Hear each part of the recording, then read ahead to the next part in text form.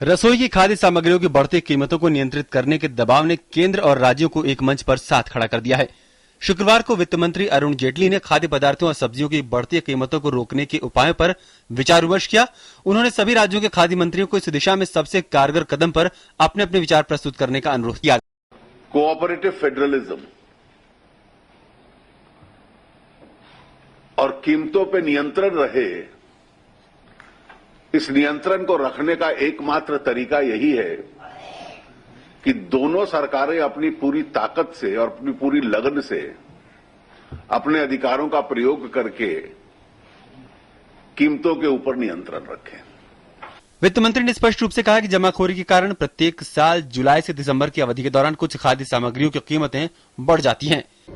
तो लगभग सब मिनिस्टर्स का ये राय थी कि राज्यों की सहायता की जाए स्टोरेज फैसिलिटीज बनाने में।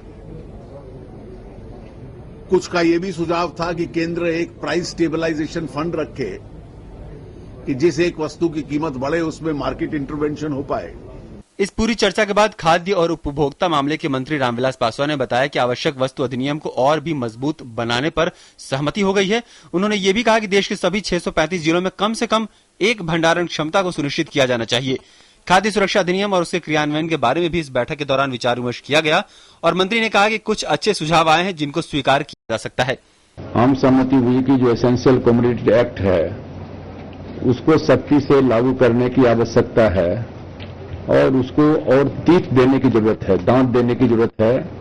और इसलिए उसमें था कि उसको जो अपराध है नॉन वेलेबल बनाया जाए। मुनाफाखोरी के मामलों से निपटने के लिए फास्ट ट्रैक अदालतों की स्थापना और अनिवार्य खाद्य सामग्रियों की उपलब्धता बढ़ाने के लिए कृषि उत्पादकता में सुधार लाने के लिए सभी भागीदार एकजुट थे। आगामी 6 महीनों में एक मूल्य निगरानी कक्ष की स्थापना की जाएगी। एपीएमसी अधिनियम से सब्जियों, फलों और अन्य खराब होने वाली सामग्रियों को हटाया जाएगा ताकि किसान अपने उत्पाद को अपनी इच्छा से किसी को भी सीधे बेच सकेंगे।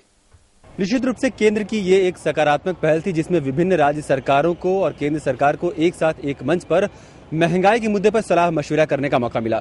बहुत सारे सुझाव भी आए हैं जिन पर आम सहमति बनी है, लेकिन इन सुझावों का फायदा आम जनता को तभी मिल पाएगा जब ये सुझाव सरकार की नीति की किताबों में शामिल हो पाएंगे।